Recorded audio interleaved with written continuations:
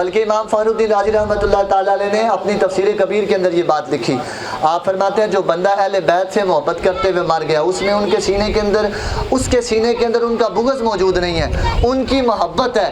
فرمایا قیامت کے دن کالا بن کے نہیں آئے گا. سمجھ آئیے بات کی. فرمایا قیامت کے دن وہ کالا بن کے نہیں آئے گا، بلکہ قیامت کے دن چمکتے ہوئے چہرے کے ساتھ لایا جائے گا. یہ عقیدہ ہے سنیوں. ہم نہ کالے ہیں نہ کالے دل والے ہیں، ہم چمکتے ہوئے نبی کے ماننے والے ہیں، چمکتی ہوئی باتیں کرنے والے ہیں.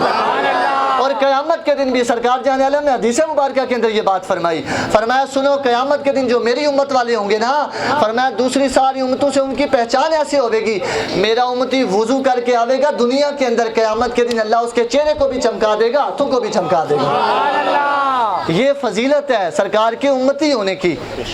اس لیے ہم نے وضو کر کے نمازیں بھی پڑھنی ہے.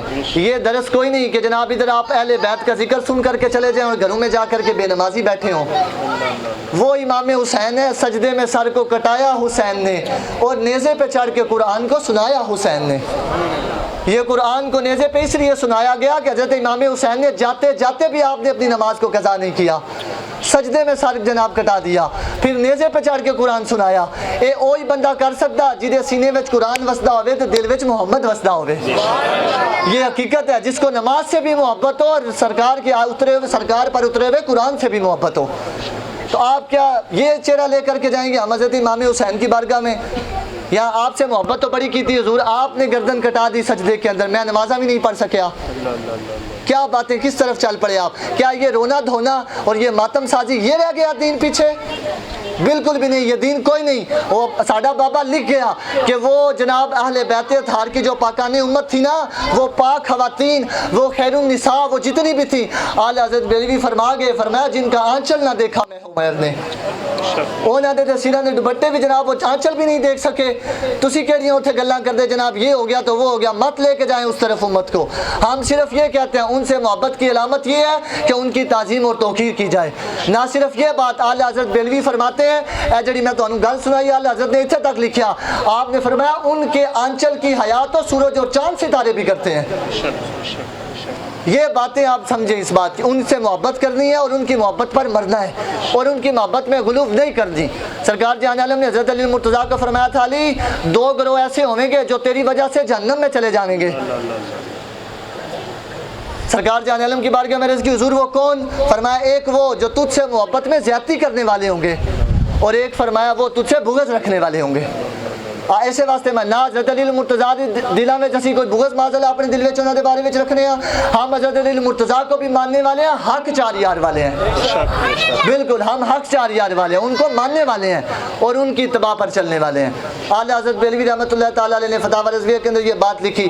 آپ سے کسی نے سوال کیا ہے حضور دسو ہاں انہوں دی خلافت دی ترتیب کیسے ہے، اسی کس نو افضل مانیے؟ آج لوگاں یہ گلاں کرنی شروع کر دیتی ہیں نا، علی کا پہلا نمبر. ہم کہتے ہیں نہیں، سیدنا صدیق اکبر کا پہلا نمبر، دوسرا نمبر فاروق اعظم کا، تیسرا نمبر حضرت عثمان غنی کا، چوتھا نمبر حضرت علی مرتضیٰ شیر خدا کا ہے. یہ اہل سنت کی ترتیب ہے. اعلیٰ حضرت بریلوی نے فرمایا، امام اعظم ابو حنیفہ سے لے کر کے نقل کیا، فرمایا ہمارے علماء اور فقہا کے درمیان یہ بات ثابت اس طرح ہے کہ جس طرح ان کی خلافت کی ترتیب ہے اسی طرح ان کی فضیلت کی بھی ترتیب ہے. یہ آپ نے کتنا سونا فیصلہ فرما دیا. بس یہ ہے کیونکہ وہ جناب سرکار جان عالم صلی اللہ علیہ وسلم کے غلام ہیں اور سرکار سے محبت کرنے والے ہیں، اس لیے ہم سارے بھی ان سے محبت کرنے والے ہیں. تو کوئی کتا کائنات دا جیڑا بھونکے صحابہ دے بارے وچ، کوئی کتا کائنات دا جیڑا بھونکے صحابہ دے بارے وچ او کن کھول کے سن لوے. اعلیٰ حضرت بریلوی نے فتاوی رضویہ کے اندر لکھ دیا، آپ نے فرمایا جو کسی ادنا صحابی، یہ تو ہے نا حضرت امیر معاویہ کے بارے میں بھی، کوئی بندہ اگر بد کلامی کرے، کوئی گستاخی کرے، فرمایا وَهِيَ قَلْبٌ مِّنَ الْحَاوِيَةِ، فرمایا جہنمی کتوں میں سے کتا ہے. اس لیے آپ اس حالت میں مرنا چاہتے ہیں. سرکار جان عالم کے حدیث مبارک ہے، سرکار نے فرمایا یہ بات، فرمایا اللہ اللہ فی اصحابی، فرمایا میرے صحابہ دے بارے میں اللہ کو ڈرنا. اہل بیت دی محبت بھی سرکار نے واجب قرار دے دیتی تے صحابہ دے بارے میں بھی تنبیہ کر دیتی.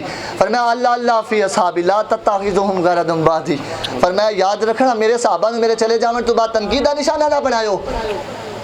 وہ میری صحبت میں آئے، میں نے ان کی تربیت کی. جب تم ان کو بات کرو گے تو وہ بات کدھر چلی جائے گی؟ میں ہی تربیت نہیں ٹھیک کر سکا.